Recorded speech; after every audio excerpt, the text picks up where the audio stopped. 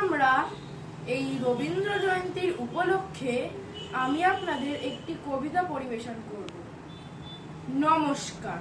লুকোচুরি কবিগুরু রবীন্দ্রনাথ ঠাকুর।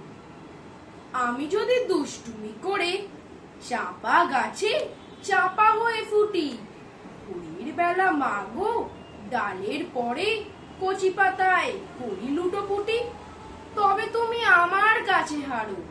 তখন কি মা চিনতে আমায় পারো? তুমি ডাকো খোকা, কোথায় ওরে? আমি শুধু হাসি চুপটি করে। যখন তুমি থাকবে যে কাজ নিয়ে, সবই আমি দেখব নয়ন মেলে। স্নানটি করে চাপার তলা দিয়ে আসবে তুমি পিঠেতে চুল ফেলে। এখান দিয়ে পুজোর ঘরে যাবে, দূরের থেকে ফুলের গন্ধ পাবে।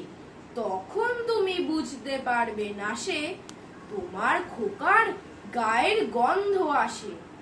দুপুরবেলা মহাভারত হাতে হাতে বসবে তুমি সবার খাওয়া হলে।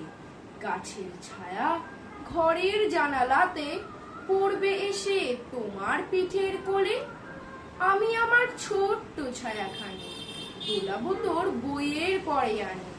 তখন তুমি বুঝতে পারবে না সে তোমার চোখে খোকার ছায়া ভাসে।